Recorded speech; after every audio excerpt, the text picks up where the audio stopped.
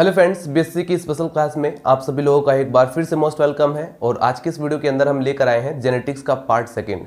दोस्तों, part one के अंदर हमने डिस्कस किया था जेनेटिक्स के अंदर यूज होने वाले कुछ बेसिक टर्म्स के बारे में और मेंडल के एक्सपेरिमेंट के बारे में। पार्ट सेकंड के अंदर हम डिस्कस करेंगे मेंडल के laws, important laws, law of dominance, law of segregation, इसी के अंदर कवर करेंगे। इस वीडियो में हमारा जो मेन टॉपिक है वो है मोनो हाइब्रिड क्रॉस। दोस्तों, मोनो हाइब्रिड क्रॉस के बेस पर ही मेंडल ने दो लॉज दिए थे इनहेरिटेंस के, law of dominance and law of segregation, जिसको आज हम डिटेल में स्टडी करेंगे। उसके बाद मोनो हाइब्रिड क्रॉस के बेस पर कुछ न्यूमेरिकल्स हैं जो कि आपके एग्जामिनेशन पेपर के लिए मोस्ट इंपॉर्टेंट है। कभी कभी लॉन्ग क्वेश्चन में न्यूमेरिकल्स आ जाता है, तो उसको भी हम यहाँ पर कवर करेंगे। और इसके अलावा मोस्ट इंपॉर्टेंट टॉपिक रहता है डाई हाइब्रिड क्रॉस, और डाई हाइब्रिड क्रॉस के बाद मेंडल ने अपना थर्ड लॉ दिया था, उसको हम नेक्स्ट वीडियो के अंदर डिस्कस करेंगे। तो चलिए दोस्तों, स्टार्ट करते हैं। दोस्तों, हेडिंग डाल लीजिए जेनेटिक्स पार्ट 2, और पार्ट 2 के अंदर हम मोनो हाइब्रिड क्रॉस को अगेन रिवाइज करने वाले हैं। जैसा कि आप लोग जानते हैं, हमने मोनो हाइब्रिड क्रॉस को पार्ट 1 में ऑलरेडी डिस्कस किया हुआ है, बट यहाँ पर दोबारा से रिवाइज करने का रीजन यह है कि मेंडल ने जो नियम दिया था, लॉ ऑफ इनहेरिटेंस के जो लॉज दिए थे, उसमें से दो laws, law of dominance and law of segregation, वो जो है मोनो हाइब्रिड क्रॉस के बेस पर की दिया था। यानी कि हम कहें कि मेंडल ने जो एक्सपेरिमेंट किया था मोनो हाइब्रिड क्रॉस, तो उन्होंने जो मोनो हाइब्रिड क्रॉस कराने के बाद जो ऑब्जर्वेशन किया, जो उनका रिजल्ट निकला, उसके बेस पर उन्होंने दो नियम यानी कि दो पोस्ट्यूल्स दिए थे। कौन कौन से पोस्ट्यूल्स? एक तो लॉ ऑफ डोमिनेंस। हालांकि मैंने जैसा कि कहा कि मेंडल ने नियम नहीं दिया था, कोई लॉज नहीं दिया था, उन्होंने सिर्फ एक पोस्ट्यूल्स दिया था। बट आगे आने वाले जो साइंटिस्ट जिन्होंने मेंडल के पोस्ट्यूल्स को रीडिस्कवर किया, तो उन्होंने इसको लॉज में कन्वर्ट किया। करेक्ट। तो मोनो हाइब्रिड क्रॉस के बेस पर दो नियम दिए गए थे, law of dominance and law of segregation. और ये जो तीसरा नियम था इनहेरिटेंस का, लॉ ऑफ इंडिपेंडेंट असॉर्टमेंट, ये डाई हाइब्रिड क्रॉस के बेस पर दिया गया था। तो नेक्स्ट वीडियो के अंदर हम डाई हाइब्रिड क्रॉस और लॉ ऑफ इंडिपेंडेंट असॉर्टमेंट को डिटेल में स्टडी करेंगे। बट यहाँ पर अभी हम मोनो हाइब्रिड क्रॉस को अच्छे से पढ़ते हैं, फिर उसके बाद हम मेंडल ने जो यहाँ पर law of dominance and law of segregation दिया, इसको हम अच्छे से पढ़ेंगे। और फाइनली मोनो हाइब्रिड क्रॉस के बेस पर जो न्यूमेरिकल प्रॉब्लम्स होते हैं, जो कि आपके प्रैक्टिकल एग्जामिनेशन पेपर में पूछ लिए जाते हैं, या नीट के एग्जाम अगर प्रिपरेशन कर रहे हैं तो वहां पर क्वेश्चंस बनकर आते हैं, तो न्यूमेरिकल प्रॉब्लम्स को मोनो हाइब्रिड क्रॉस के बेस पर जो भी क्वेश्चंस पूछे जाते हैं उसको भी हम सॉल्व करेंगे। क्योंकि एग्जामिनेशन पेपर में कभी कभी 2 नंबर में या 5 नंबर में इस तरह के क्वेश्चंस भी पूछ लिए जाते हैं। तो मोनो हाइब्रिड क्रॉस के बेस पर जो भी एक्सपेरिमेंट हुआ, या फिर जो भी वहां पर न्यूमेरिकल प्रॉब्लम्स हैं और जो भी लॉज हैं, उसको हम इस वीडियो के अंदर डिस्कस करेंगे। तो आई होप आप पूरा पैटर्न समझ गए होंगे कि इस वीडियो के अंदर हम क्या पढ़ने वाले हैं। तो चलिए स्टार्ट करते हैं। दोस्तों, ये जो मोनो हाइब्रिड क्रॉस है, इसमें सबसे पहले हमने क्या लिया, मेंडल ने क्या लिया है, देखो, प्योर टेल होमोजाइगस प्लांट लिया। जो हमने पी प्लांट लिया है, वो एक तो वो प्योर है। प्योर का मतलब क्या हुआ? प्योर का मतलब ये हुआ कि दोस्तों, ये जो अलील्स हैं, इनके इन दोनों अलील्स पर जो जीन प्रेजेंट है वो सेम करेक्टर के हैं, यानी कि उन दोनों के जो करेक्टर है टॉलनेस के हैं। ठीक है। प्योर का मतलब यही हुआ कि अगर आप इन दोनों को सेग्रीगेट करो, किसी भी कैपिटल टी को ले लो, इन दोनों में से 2 कैपिटल टी आपको दिखाई दे रहे हैं, 2 अलील्स दिखाई दे रहे हैं। इन दोनों पर आप ध्यान से देखेंगे, कोई भी उठा लो, दोनों के करेक्टर क्या है कि ये जो है प्लांट को टॉल करेंगे, यानी कि ये जो है प्लांट को लंबा करने के करेक्टर है इनके अंदर। ठीक है। तो दोस्तों, ये होमोजाइगस इसलिए कहा गया क्योंकि दोनों अलील्स पर सेम जीन्स है, सेम करेक्टर है। ठीक है। तो होमोजाइगस का मतलब, होमो मतलब सेम, यानी कि अगर आप टी ले, चाहे आप ये टी ले लो, चाहे आप इस टी को ले लो, इन दोनों के अंदर एक ही करेक्टर है कि वो प्लांट को लंबा करेंगे। दूसरी तरफ हमने लिया है प्योर ड्वार्फ होमोजाइगस। ठीक है। प्योर ड्वार्फ होमोजाइगस, यहां पर टेल प्लांट यानी कि लंबे प्लांट की बात की गई, यहां पर प्योर ड्वार्फ लिया है, यानी कि शुद्ध बौना पौधा लिया है। ठीक है। छोटा पौधा, एक लंबा पौधा और एक छोटा पौधा। अब यहां पर हमने देखो, होमोजाइगस हमने लिया है, इसको हमने स्मॉल टी से रिप्रेजेंट किया है। अब आप यहां पर कोई भी स्मॉल टी ले लो, दोनों के पास एक ही करेक्टर है। ये दोनों अलील्स पर एक ही तरह के जीन्स हैं, जो कि किस तरह के हैं, जो प्लांट को क्या प्रोवाइड कराएंगे, किस तरह का करेक्टर प्रोवाइड कराएंगे, ड्वार्फनेस का करेक्टर, यानी कि बोनेपन का करेक्टर प्रोवाइड कराएंगे। तो दोस्तों, यहां पर जब इनके बीच क्रॉस होगा, देखो, सबसे पहले तो होगा गैमेटोजेनेसिस, यानी कि गैमेट का फॉर्मेशन। ठीक है। जब आप यहां पर इसको गैमेट बनाओगे, ये टी गैमेट बन गया। ठीक है। इसमें स्मॉल टी यहां पर ये इसका टी ये निकलकर अब यहां पर गैमेट बन चुका है। अब देखो, जैसे ही ये गैमेट बना और गैमेट जब आपस में इसके फ्यूज होंगे, तो ये हेट्रोजाइगस टेल बन जाता है, टेल प्लांट बनता है। तो अब यहां पर मेंडल ने क्या एक्सपेक्टेशन किया था? मेंडल ने सोचा था कि जब मैं एक लंबा पौधा पौधा और एक छोटा पौधा लूँगा, तो जब इनके बीच में क्रॉस कराऊंगा तो मुझे जो प्राप्त होगा वो इन दोनों की इंटरमीडिएट हाइट का प्लांट मिलेगा। उन्होंने ये सोचा था कि इन दोनों के बीच का प्लांट मिलेगा। यानी सपोज करो, एक बार फिर से मैं ऑब्जर्व कराता हूँ आपको, कोई प्लांट अगर 5 फुट का है मान लीजिए, और एक प्लांट आपने 2 फुट का ले लिया है, तो मेंडल ने ऑब्जर्वेशन किया कि लगभग 3.5 या 4 फुट के करीब आना चाहिए, इंटरमीडिएट प्लांट मिलना चाहिए। बट ऐसा नहीं हुआ। ऐसा उन्होंने क्या देखा कि लंबा प्लांट ही मिला उनको, ठीक है, छोटा प्लांट जो है वो नहीं मिला। मतलब कि यहाँ पर ऐसा नहीं है, आपने यहाँ पर मैंने एक ही प्लांट को रिप्रेजेंट किया, इसका मतलब ये नहीं कि यहाँ पर एक ही बने, 4 प्लांट बने हैं, ठीक है, और वो चारों के चारों प्लांट कैसे थे, लंबे थे। अब आप लोग ये सोच रहे होंगे सर क्या हम यहाँ पर भी पुनेट स्क्वायर यूज कर सकते हैं, जैसे कि आपने नीचे की तरफ पुनेट स्क्वायर यूज किया है, क्या इस यहाँ पर इन गैमेट की फ्यूजन के लिए भी हम पुनेट स्क्वायर का यूज कर सकते हैं? बिल्कुल, और रिजल्ट भी यही निकल कर आएगा। आप यहाँ पर क्या करोगे, आप यहाँ पर पुनेट स्क्वायर का यूज करोगे तो दोनों कैपिटल टी इधर ले लेना और दोनों स्मॉल टी इधर ले लेना, ठीक है। जनरली हम क्या करते हैं, मेल को ऊपर रखते हैं, फीमेल को नीचे रखते हैं, लेकिन यहाँ पर मेल और फीमेल का केस आप कोई भी ले लो, कोई इक्वल ही रहेगा, कोई प्रॉब्लम नहीं होगी। तो आप पुनेट स्क्वायर में जैसे हमने देखो, जैसे हमने यहाँ पर क्या किया हुआ है, यहाँ पर हेट्रोजाइगस हमने लिया हुआ है। अगर आप यहाँ पर टी और टी, यहाँ पर ये टी उठाकर यहाँ रख दीजिए, ये टी उठाकर यहाँ रख दीजिए, और जैसे ही आप कराएंगे तो आपको क्या पता चलेगा कि सभी के सभी चारों, देखो यहाँ पर स्मॉल टी कैपिटल टी, यहाँ पर आ जाएगा हेट्रोजाइगस, फिर यहाँ पर जो मतलब कि सभी के सभी आपको टोटली जो भी प्लांट दिखाई देंगे वो सभी के सभी लंबे होंगे, करेक्ट। तो इस तरीके से पुनेट स्क्वायर का आप यहां भी यूज करेंगे तो वही रिजल्ट आएगा। तो ये कंफ्यूजन भी दूर हुई आपकी। अब मैं आगे बढ़ता हूं। हमें क्या मिला, F1 हाइब्रिड के अंदर हमको जो प्लांट मिले वो हेट्रोजाइगस टेल थे।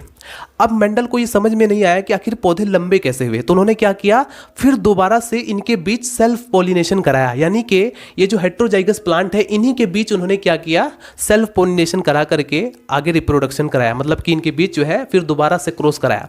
क्रॉस कराने के बाद अब देखो फिर से इसका गैमेटोजेनेसिस, यानी कि गैमेट्स को जब इसको करेंगे, गैमेट्स सेपरेट करेंगे, तो यहाँ से ये टी और ये स्मॉल टी, ठीक है, ये कैपिटल टी, ये स्मॉल टी आ जाएगा, यहाँ पर फिर से कैपिटल टी स्मॉल टी।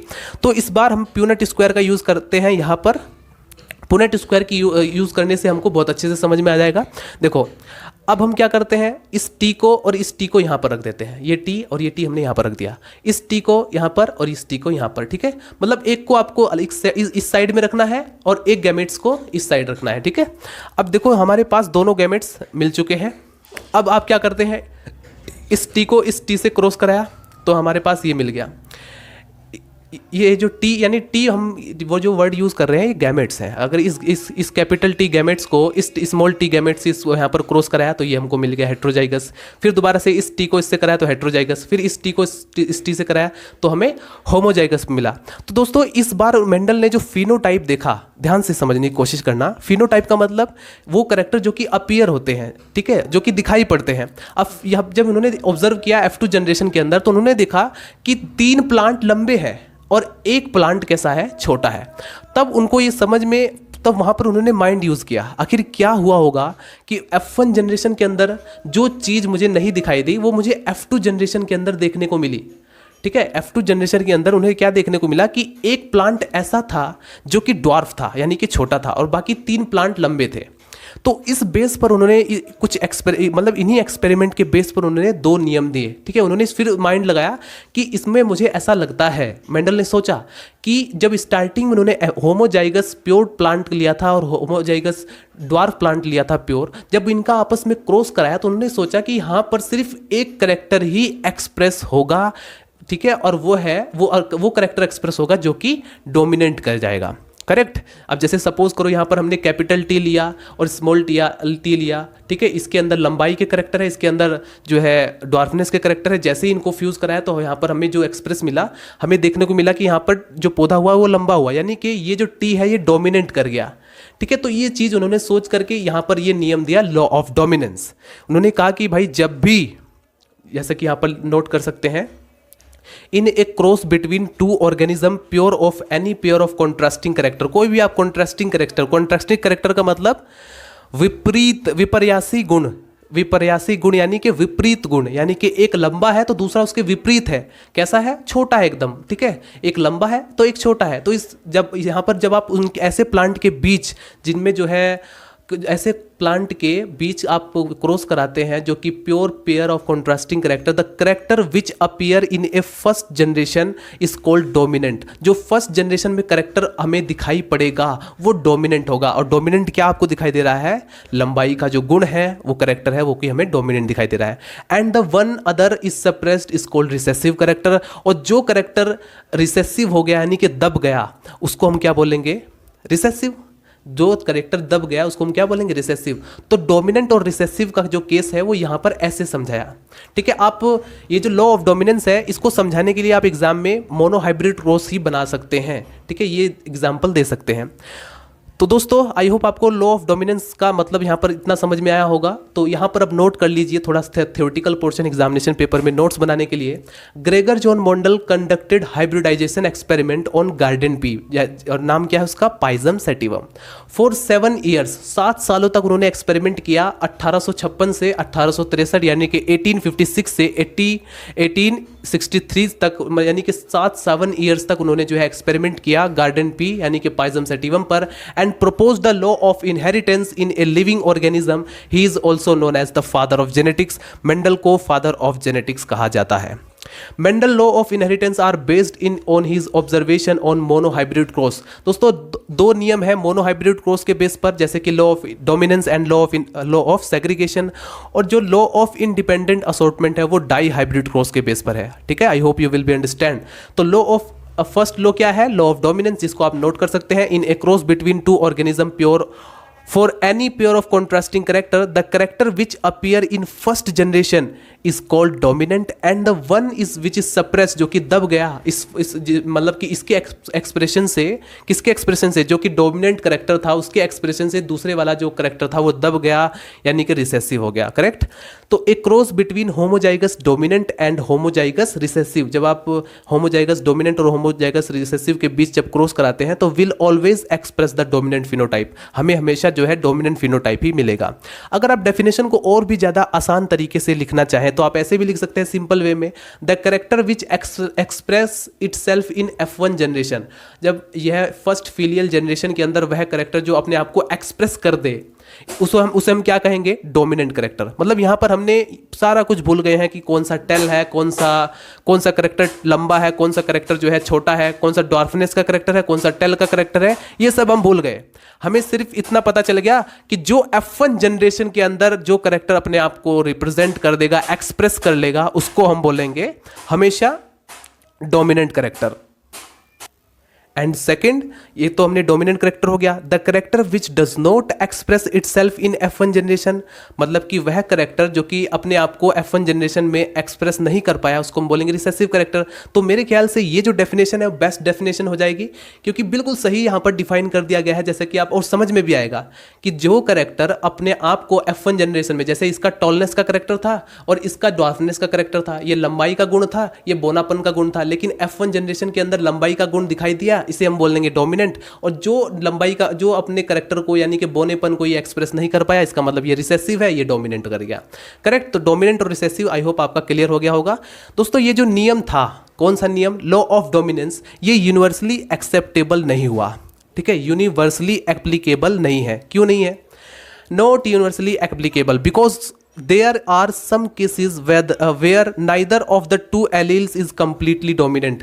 मतलब कि जो दोनों एलील्स हैं, ऐसे बहुत सारे केसेस हैं जहां पर वो कंप्लीट डोमिनेंट नहीं है, इनकम्प्लीट डोमिनेंट है। जो भी आगे और भी कई सारे टॉपिक्स हैं जो कि अभी आगे हम क्लियर करेंगे। ये पूरा बेसिक चल रहा है अभी ओवर द अदर। तो दोस्तों जैसे फॉर एग्जांपल एक एग्जांपल देकर समझाता हूं कि क्यों यूनिवर्सली एक्सेप्टेबल नहीं किया गया।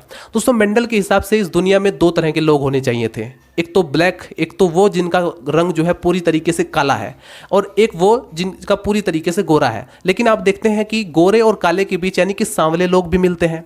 मतलब कई सारे आपको ग्रेड्स दिखाई देंगे अलग अलग तरह के, कोई ज़्यादा गोरा है, कोई कम गोरा है, कोई और भी कम गोरा है, मतलब कोई थोड़ा, मतलब गोरे के भी कई सारे करेक्टर हैं और काले के भी कई सारे ग्रेड्स हैं। तो इसका मतलब क्या हुआ कि यहाँ पर ये कंप्लीटली एप्लीकेबल नहीं है, सिर्फ मटर के पौधे के लिए ही एप्लीकेबल है। क्योंकि मटर के पौधे में आपने देख लिया कि भाई एक या तो पूरी तरीके से लंबाई है और या पूरी तरीके से वो छोटा ही है, बट हर जगह ये एप्लीकेबल नहीं हो सकता। तो इसको फटाफट नोट कीजिए। और यहाँ पर जो आप देख रहे हैं ये फिनोटाइप जीनोटाइप, दोस्तों ये फिनोटाइप और जीनोटाइप निकालना, आई होप आपने यहाँ पर निकालना समझ गया होगा कि मोनोहाइब्रिड क्रॉस के अंदर फिनोटाइप कैसे निकालेंगे। फिनोटाइप का मतलब जो करेक्टर अपीयर होता है, यानी कि दिखाई देता है। जैसे कि ये क्या है, टीटी, ये होमोजाइगस टेल प्लांट है, ये हेट्रोजाइगस टेल प्लांट है, ये हेट्रोजाइगस टेल प्लांट है, और ये होमोजाइगस ड्वार्फ प्लांट है। तो 3 प्लांट लंबे हैं तो हम क्या लिखेंगे 3, और एक प्लांट ऐसा है जो कि लंबा नहीं है तो उसको हम क्या बोलेंगे 3:1। और जीनोटाइप कैसे फाइंड आउट किया जाता है, जीनोटाइप का मतलब जीनी संरचना, जीन की स्ट्रक्चर। देखो ये जीन की स्ट्रक्चर होमोजाइगस है, ये हेट्रोजाइगस है, ये हेट्रोजाइगस है, और ये होमोजाइगस। तो यहाँ पर हम लिखेंगे कि एक तो होमोजाइगस है जो कि प्योर टेल है तो 1 आ जाएगा, और एक ऐसा है जो कि हेट्रोजाइगस है। तो इस तरीके से हम 2 हेट्रोजाइगस आपको दिखाई दे रहे हैं जीनी संरचना, तो आप 2 लिख देंगे। और एक होमोजाइगस प्योर ड्वार्फ है, तो आप इस तरीके से 1:2:1 लिख देंगे। तो ये जीनोटाइपिक हो गया और वो फिनोटाइपिक। इसको नोट करें। चलिए दोस्तों हेडिंग डाल लीजिए लॉ ऑफ सेग्रीगेशन। मेंडल के लॉ ऑफ इनहेरिटेंस में जो सेकंड लॉ है वो है लॉ ऑफ सेग्रीगेशन। दोस्तों फर्स्ट लॉ ऑफ डोमिनेंस, वो यूनिवर्सली एप्लीकेबल नहीं था, बट ये जो लॉ ऑफ सेग्रीगेशन है ये यूनिवर्सली एप्लीकेबल है। जितने भी सेक्सुअली रिप्रोड्यूसिंग होने वाले जो ऑर्गेनिज्म हैं, डिप्लॉइड ऑर्गेनिज्म जो कि गैमेट्स का फॉर्मेशन करते हैं, उन सभी पर ये अप्लाई होता है। सो लॉ ऑफ सेग्रीगेशन देखते हैं क्या कहता है। This law is state that allele segregate और separate from each other during gamete formation. Gamete formation के दौरान जो एलील्स और आपस में सेपरेट होते हैं, ठीक है, ये जो आप देख रहे हैं ये अलील्स हैं। जब ये गैमेट फॉर्मेशन होगा तो ये जहाँ पर जैसे ये सेपरेट हो गए, यहाँ पर ये कैपिटल टी यहाँ पर सेपरेट हो गया इन दोनों में, क्योंकि एक जैसे ही करेक्टर हैं इसमें भी। तो यहाँ पर ये दोनों के दोनों जब सेपरेट होंगे और फिर आपस में आकर के जब ये आपस में एक दूसरे से दोनों गैमेट फ्यूज करेंगे, तो दोस्तों सीधा सा मतलब ये है इनका कहना कि आप इनके करेक्टर आपस में मिक्स नहीं होंगे।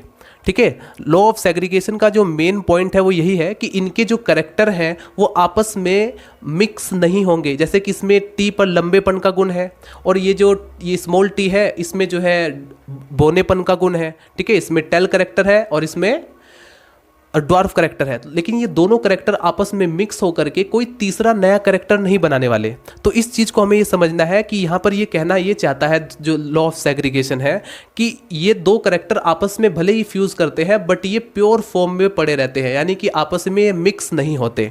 अंडरस्टैंड? तो आगे बढ़ते हैं, पढ़ते हैं इसको। In other words when allele for 2 contrasting character, 2 contrasting character मतलब जैसे इसमें लंबेपन का गुण है और इसमें जो है बोनेपन का गुण है, तो ये 2 कॉन्ट्रास्टिंग करेक्टर हो गए। ठीक है, contrasting character come together in a hybrid, जब वो एक आपस में मिल करके एक हाइब्रिड यूनियन बनाते हैं। जैसे ये हाइब्रिड आ गया ना, ठीक है, जैसे कि ये दोनों के दोनों अलग कॉन्ट्रास्टिंग करेक्टर के जीन्स है, एलील्स है, ये आपस में जैसे ही आएंगे एक हाइब्रिड यूनियन के अंदर आपस में मिक्स होंगे, दे डू नॉट ब्लेंड, ये आपस में ब्लेंड नहीं करते, मतलब मिक्सअप नहीं होते।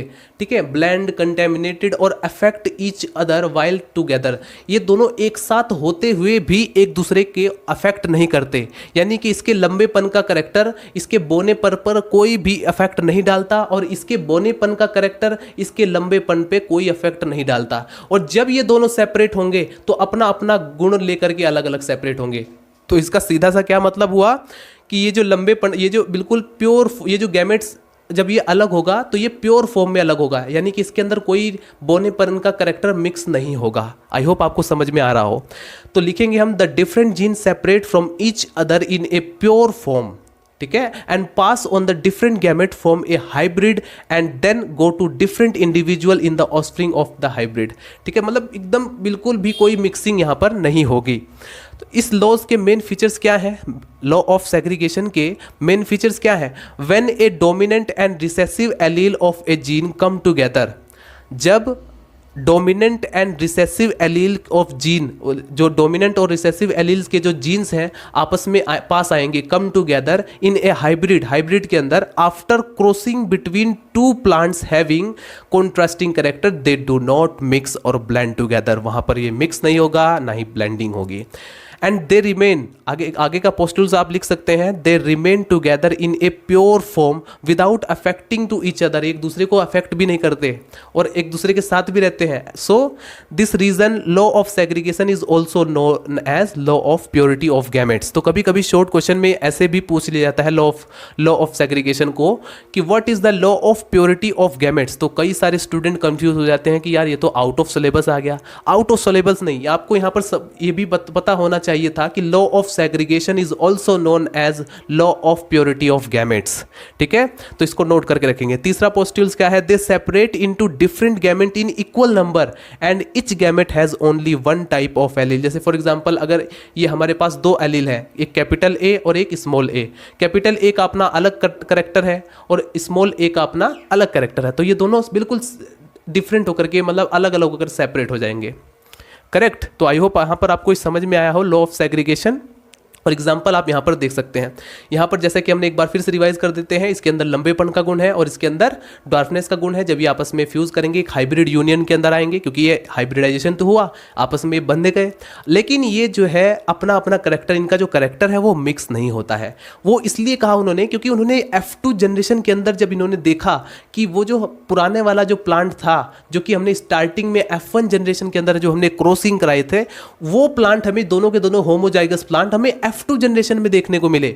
ये दोनों के दोनों प्लांट हमें यहां पर देखने को मिले F2 जनरेशन के अंदर। तो इस बेस पर ये लॉ ऑफ सेग्रीगेशन दिया गया।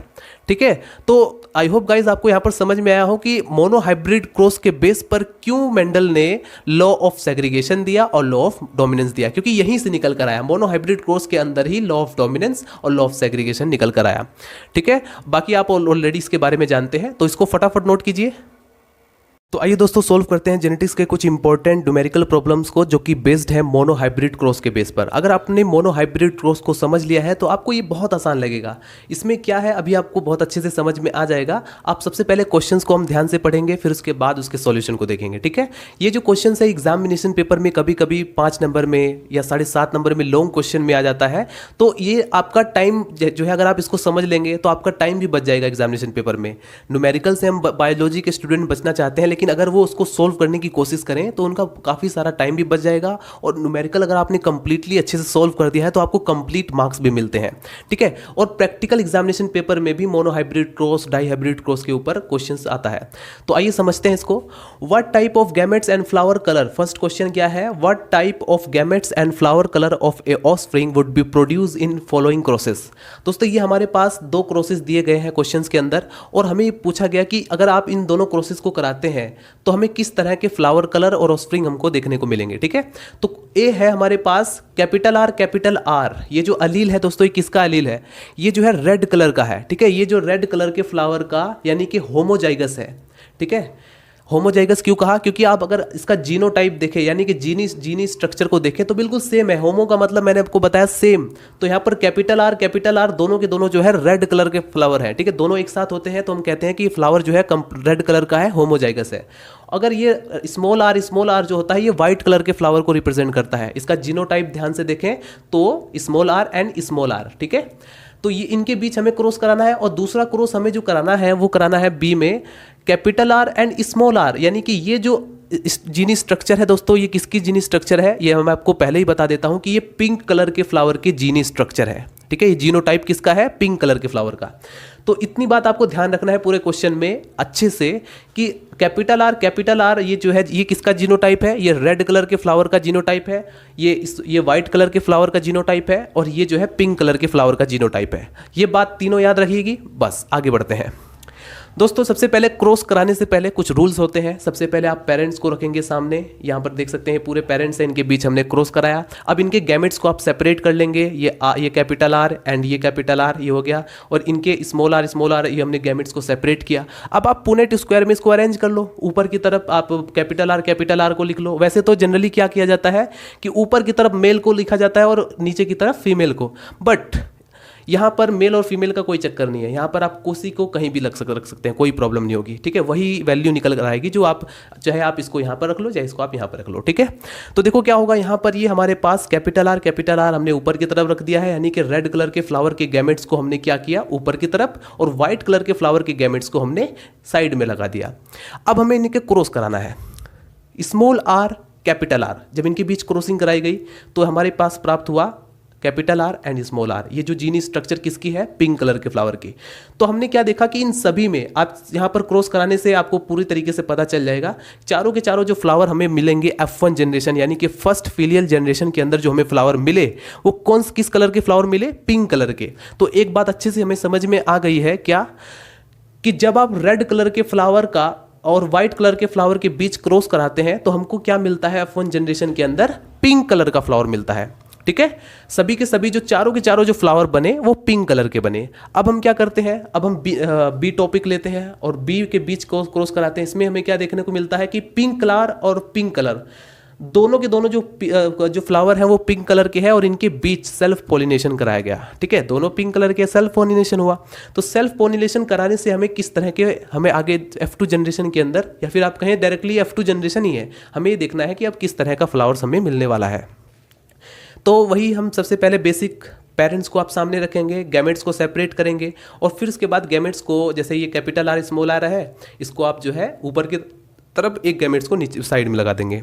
अब आपको यहाँ पर क्रॉस कराना है कैपिटल आर, ये हमारे पास दो कैपिटल आर बन गए और ये जीनोटाइप क्या, किस फ्लावर के कलर को रिप्रेजेंट कर रहा है, ये जीनोटाइप रेड कलर के फ्लावर को रिप्रेजेंट कर रहा है। यानी कि आपने देखो पिंक कलर फ्लावर के बीच जो फ्लावर थे वो दोनों पिंक कलर के थे और जैसे ही आपने उसके बीच क्रॉस कराया तो हमको रेड कलर का फ्लावर और वाइट कलर का फ्लावर मिला। यानी कि जो चीज़ F1 जनरेशन में एक्सप्रेस नहीं हो पाई वो F2 जनरेशन में एक्सप्रेस हो पाई।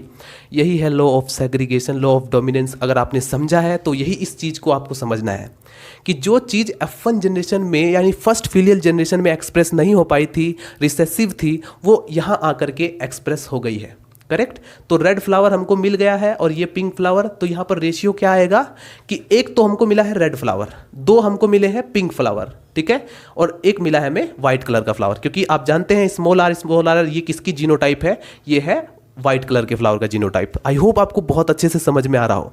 कोई भी डाउट्स होगा आप कमेंट के नीचे जरूर मेंशन करें। अगर आपकी कोई क्वेरीज है कि सर हमें जेनेटिक्स के और भी क्वेश्चंस चाहिए, ठीक है, तो आप कमेंट कर सकते हैं उसी के अकॉर्डिंग। क्योंकि मैं कमेंट सभी के सभी कमेंट्स आपके पढ़े जाते हैं।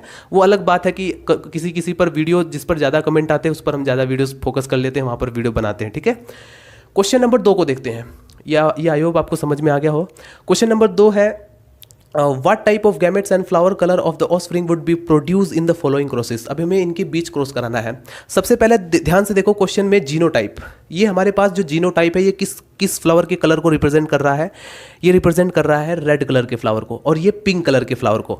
तो हम सीधा सा क्या कहें, अगर उसको सिंपल भाषा में कहें तो हमने एक लाल कलर के फ्लावर को, रेड कलर के फ्लावर को पिंक कलर फ्लावर से क्रॉस कराने पर, पॉलिनेशन कराने पर हमको किस तरह के फ्लावर्स देखने को मिलेंगे, यही हम देखना चाह रहे हैं। तो देखो पेरेंट्स, सबसे पहले वही हमारा रूल है, पेरेंट्स को सामने रखेंगे, फिर गैमेट्स को सेपरेट करेंगे और फिर उसके बाद क्रॉस कराएंगे। ये जो हमने क्या किया, कैपिटल आर यानी कि ऊपर वाले में हमने रेड कलर के फ्लावर का गैमेट्स ऊपर हमने अरेंज कर लिया, पिंक कलर के फ्लावर का जो गैमेट्स है हमने साइड में अरेंज कर लिया।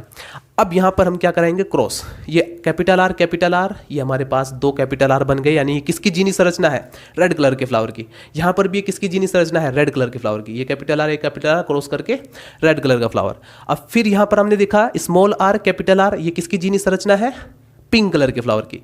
तो 50% पिंक कलर और 50% रेड कलर हमारे सामने आता है। तो मतलब यहाँ पर हम क्या कह सकते हैं कि जब आप रेड कलर के फ्लावर का क्रॉस पिंक कलर के फ्लावर से करा रहे हैं तो हमको क्या देखने को मिल रहा है, हमें देखने को मिलता है 50% रेड कलर के फ्लावर प्राप्त हुए और 50% जो है पिंक कलर के फ्लावर प्राप्त हुए। ठीक है, तो ये इस तरीके से आपको क्वेश्चंस को समझना होता है। इसी तरीके से आप एग्जामिनेशन पेपर में भी एक्सप्लेन करेंगे, इसी तरह से क्रॉस कराएंगे। बस थोड़े आपको रूल्स समझ में आने चाहिए। ये देखो, ये होमोजाइगस है, ये भी होमोजाइगस है, ये हेटेरोजाइगस है, ये हेटेरोजाइगस है। क्यों है हेटेरोजाइगस, क्योंकि आप देख रहे हैं ये जो कैपिटल आर है, ये जो है आर का जो रेड कलर के फ्लावर का गैमेट है, और ये जो स्मॉल आर है ये वाइट कलर के फ्लावर का गैमेट है। लेकिन ये दो आपस में मिल गए तो अब इन्होंने पिंक कलर का बना लिया फ्लावर। ठीक है, तो आई होप आपको समझ में आया हो, इसको फटाफट नोट करें। चलिए फ्रेंड्स, अब आप हेडिंग डालेंगे क्वेश्चन नंबर 3। यहाँ पर ये जो क्वेश्चन नंबर 4 देख रहे हैं काफ़ी इंटरेस्टिंग है, इसको ध्यान से पढ़ेंगे। ये एनिमल से रिलेटेड है और अभी तक हमने प्लांट से रिलेटेड किया था। तो क्वेश्चन नंबर 3 में क्या है, what type of gametes and flower colour of offspring would be produce in the following cross. हमारे सामने ये क्रॉसिंग दी गई है, अब हमें देखना है कि कौन से फ्लावर्स या फिर ऑफस्प्रिंग हमको मिलता है। तो दोस्तों ये जो capital R and small R, ये जो जीनोटाइप हमें दिखाई दे रहा है, ये रिप्रेजेंट करता है पिंक कलर के फ्लावर को। और ये जो जीनोटाइप आप देख रहे हैं small R and small R, ये किसको रिप्रेजेंट करता है, ये रिप्रेजेंट करता है व्हाइट कलर के फ्लावर को। ठीक है, तो पिंक कलर का फ्लावर और व्हाइट कलर के फ्लावर के बीच क्रॉस कराने पर क्या होगा। तो यहाँ पर आप देख सकते हैं वही हमारा जो रूल है, पहले पेरेंट्स को हम लिखते हैं, फिर यहाँ पर गैमेट्स को R, capital R and small R, फिर उसके बाद स्मॉल आर, ये हमारे गैमेट्स को सेपरेट कर लिया। फिर इन गैमेट्स को इस पुनेट स्क्वायर में ऊपर की तरफ और नीचे की तरफ अरेंज कर लेंगे, ठीक है। तो यहाँ पर आप देख सकते हैं ये हमने गैमेट्स लिया, capital R and small R यहाँ पर हमने अरेंज किया, और दूसरे वाला जो गैमेट्स है वो हमने इस साइड में अरेंज किया। अब हमें क्या करना है, इनके बीच क्रॉस कराना है। ये स्मॉल आर और ये कैपिटल आर आपस में जब क्रॉस करेंगे तो यहाँ पर बनेगा कैपिटल आर एंड आर। आपके माइंड में क्वेश्चन आ रहा होगा कि सर ये जो आपने अगर आर, स्मॉल आर और कैपिटल आर लिया, इन दोनों के बीच क्रॉस कराया, तो आप आर एंड कैपिटल आर भी तो लिख सकते थे, मतलब पहले स्मॉल आर फिर कैपिटल आर। ये जो कैपिटल आर है ये डोमिनेंट है।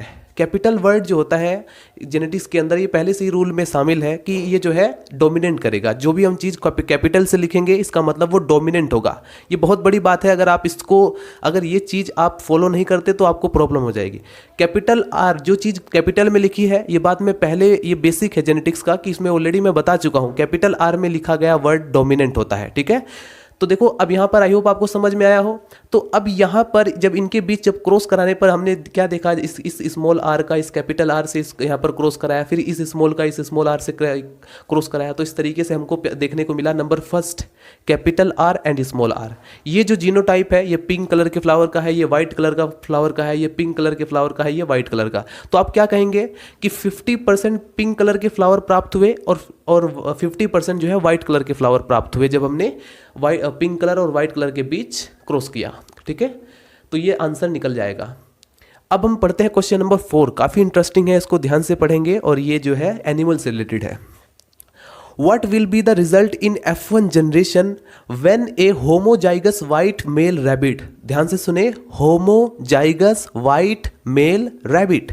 homozygous मतलब उसका जो जीनोटाइप है, आप ध्यान से देख सकते हैं ये homozygous white male rabbit है, ठीक है। उसके बाद एक क्रॉस्ड विद ए, किसके साथ क्रॉस कराया गया, होमोजाइगस ब्लैक फीमेल रैबिट। तो यहाँ पर हमने कलर को लेकर, रैबिट के कलर को लेकर के यहाँ पर हमने इनहेरिटेंस यानी कि हमने वहाँ पर उनके देखने की कोशिश की कि आखिर इनके बीच जब हम क्रॉस कराएंगे तो आगे क्या होगा। तो हमने 2 कलर के रैबिट लिए, जो हमने यहाँ पर लिया हुआ है देख सकते हैं, पढ़ सकते हैं कि जो मेल रैबिट है वो वाइट कलर का है और फीमेल जो है वो ब्लैक कलर की है, करेक्ट। अब यहाँ पर पेरेंट्स हमने ले लिया है होमोजाइगस वाइट मेल रैबिट, जो कि इसका जीनोटाइप यहाँ पर देखें तो स्मॉल बी से रिप्रेजेंट किया गया है, करेक्ट। और ये जो होमोजाइगस ब्लैक फीमेल लिया गया है ये capital B and capital B से रिप्रेजेंट किया गया है। तो जो चीज़ कैपिटल में लिखी रहती है वो मैं ऑलरेडी बता चुका हूँ कि डोमिनेंट रहेगी, ठीक है। तो अब देखो ये जो क्वेश्चन में है लास्ट में ये भी पढ़ लेना, जैसे यहाँ तक तो क्वेश्चन आपने पढ़ लिया और कई सारे स्टूडेंट पढ़ लेते हैं, ठीक है। लेकिन लास्ट की जो लाइन लिखी हुई है also work out the back cross, यानी कि हमें मेल और फीमेल दोनों पर बैक क्रॉस कराना पड़ेगा जो हमें जनरेशन प्राप्त होगी F1 जनरेशन उसके साथ, तो वो दोनों यहाँ पर आपको निकल कर आएंगे। ये क्वेश्चन 7.5 नंबर में लॉन्ग क्वेश्चन में पूछा गया था, ठीक है। तो इसलिए मैं आपको अच्छे से समझा रहा हूँ, इसको समझ लीजिए, क्योंकि एग्जामिनेशन पेपर में अगर इस तरह के क्वेश्चन आ जाते हैं तो आपका टाइम भी बच जाएगा और आप इसको आसानी से सोल्व करेंगे, और अच्छे से सोल्व करेंगे तो आपको क्या होगा, एक्सप्लेनेशन के साथ, तो आपको पूरे 7.5 नंबर या जितने मार्क्स का आपका क्वेश्चन है उतने ही मार्क्स कंप्लीट मिल जाते हैं।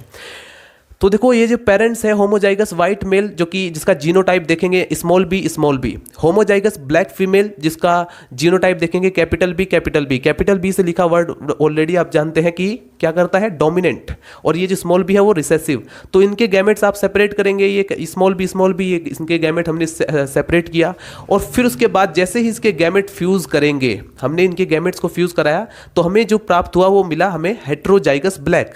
ये बात हम पहले से ही जानते थे, हेट्रोजाइगस ब्लैक ही मिलेगा। क्यों मिलेगा, क्योंकि हम जानते हैं कि भाई जो कैपिटल वर्ड में लिखा गया है यानी कि वो क्या है, डोमिनेंट है, और ये रिसेसिव है, तो डेफिनेटली आगे जो हमें मिलने वाला है वो ब्लैक कलर का ही मिलेगा। तो यहाँ पर हमें सभी के सभी ब्लैक कलर के खरगोश यानी कि रैबिट मिले, ठीक है। तो बी लेकिन हेट्रोजाइगस मिले। एक बात और ध्यान रखना, इसका अगर आप जीनोटाइप देखें तो ये हेट्रोजाइगस है, बाकी ये दोनों होमोजाइगस थे, ठीक है। हेट्रोजाइगस यानी कि इसमें यहाँ पर ये जो स्मॉल बी के करेक्टर प्रेजेंट हैं, भले ही ये ब्लैक है लेकिन इसके अंदर व्हाइट कलर का फैक्टर प्रेजेंट है, यानी जो जीन है वो भले ही रिसेसिव है व्हाइट कलर वाला लेकिन प्रेजेंट है। ये आप F2 जनरेशन में अगर आप बैक क्रॉस कराएंगे तब आपको पता चलेगा, ठीक है। तो आइए बैक क्रॉस कराते हैं। यहाँ तक तो आई होप आपको समझ में आ गया होगा। अब देखो ये क्वेश्चन में ये जो वर्ड लिखा हुआ है also work out the back cross, इसका मतलब ये है कि आप ये जो हमारे सामने हेटेरोजाइगस जो ब्लैक कलर के जो खरगोश सारे के सारे चारों के चारों जो खरगोश मिले, उसमें कुछ मेल भी होंगे फीमेल भी होंगे। यहाँ पर मेल और फीमेल का चक्कर नहीं है, यहाँ पर कलर का चक्कर है। तो इस चीज़ का ध्यान रखना, कभी आप वहाँ पर मेल और फीमेल के चक्कर में रह जाओ। तो देखो अब ये जो हेटेरोजाइगस ब्लैक कलर का जो हमें खरगोश चारों के चारों मिले, अब इनका हमें अपने पेरेंट्स, इनके पेरेंट्स से जो है क्रॉस कराना है। तो देखो हम सबसे पहले मेल से करा लेते हैं। यहाँ पर देखेंगे नंबर ए हमने हेडिंग डाला, back cross with A male parent. तो मेल पेरेंट से हम क्या कराते हैं, यहाँ पर जो हमें F1 जनरेशन के अंदर जो फीमेल प्राप्त हुई उससे।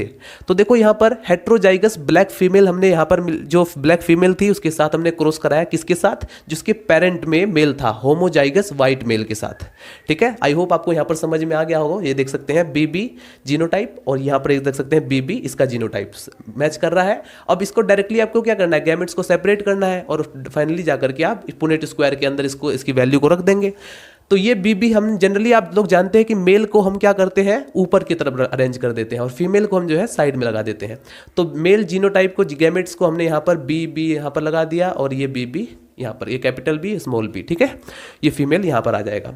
अब इसका क्रॉस इसके साथ कराओ, capital B and small B, ये बीबी प्राप्त हो जाएगा। तो इस तरीके से बीबी बीबी बीबी बीबी, और 50% हमको प्राप्त होंगे क्या, ये जो जीनोटाइप है किसका जीनोटाइप है, कैपिटल बी और स्मॉल बी। ये जो है हेटेरोजाइगस ब्लैक, यानी कि ये जो है ब्लैक खरगोश, यानी कि ब्लैक रैबिट, 50% ब्लैक रैबिट और 50% हमें जो है व्हाइट रैबिट मिलेंगे। ठीक है, यहाँ पर मेल और फीमेल का एक बार फिर से कहता हूँ, मेल और फीमेल के चक्कर में मत रहना। आपको सिर्फ इतना पता होना चाहिए 50% हमको क्या क्या मिले, ब्लैक कलर के रैबिट, और 50% हमें व्हाइट कलर के रैबिट मिले। अब हम क्या करेंगे, अब हम back cross with female parents, female parents से बैक क्रॉस कराते हैं। यहाँ पर हमें क्या देखने को मिलेगा, ये हमने लिया है मैंने हेटेरोजाइगस। देखो यहाँ पर हम जगह कम थी इसलिए मैंने यहाँ पर ज़्यादा सेपरेट नहीं किया मैंने यहाँ पर गैमेट्स को, बट आप समझ सकते हैं। यहाँ पर देखो हेटेरोजाइगस ब्लैक मेल लिया इस बार हमने, और दूसरी तरफ होमोजाइगस ब्लैक फीमेल लिया। यानी कि यहाँ इनमें से हमने क्या किया, जो F1 जनरेशन यानी कि F1 फीलियल जनरेशन जो थी, उसमें से हमने एक ब्लैक कलर का मेल ले लिया। ठीक है, जिसका जीनोटाइप आप देख सकते हैं, capital B and small B. दूसरा हमने जो पेरेंट था, होमोजाइगस ब्लैक फीमेल जो पेरेंट थी, जैसे कि यहाँ पर, उसको उसके साथ क्रॉस कराया, और जैसे ही क्रॉस कराया तो हमें यहाँ पर ये मिलेगा। इसके सबसे पहले गैमेट्स को आप अरेंज कर लेंगे, फीमेल को यहाँ पर, मेल को यहाँ पर, और फिर उसके बाद बी आप उसको कहीं भी रखेंगे तो यहाँ पर आपको, जनरली हम ऊपर ही अरेंज करते हैं बट आप कहीं भी रख सकते हैं। ये कैपिटल बी, ये कैपिटल बी, यहाँ पर हमें 2 कैपिटल बी यहाँ पर मिल गया, यानी कि होमोजाइगस बीबी। ये किसकी स्ट्रक्चर है, होमोजाइगस हमें ब्लैक फीमेल प्राप्त होगा। देखो होमोजाइगस ब्लैक फीमेल। फिर अगर इस कैपिटल बी और स्मॉल बी, ये किसका है, ये जो आप देखेंगे हेटेरोजाइगस ब्लैक मिलेगा। तो यहाँ पर हेटेरोजाइगस ब्लैक, यहाँ पर होमोजाइगस ब्लैक, यहाँ पर होमोजाइगस ब्लैक, और यहाँ पर हेटेरोजाइगस ब्लैक। तो यहाँ पर हमें क्या देखने को मिला कि सभी के सभी जो है हमें ब्लैक मिले। ठीक है, क्योंकि बी, कैपिटल बी जो है यहाँ पर ये डोमिनेट कर रहा है, इस कारण जो है हमें पूरे के पूरे ब्लैक मिले। करेक्ट। तो मेरे प्यारे दोस्तों, आई होप आपको ये वीडियो पसंद आया हो। फाइनली हमने देख लिया था पूरे सभी के सभी ब्लैक कलर के हमें खरगोश यानी कि रैबिट्स मिले।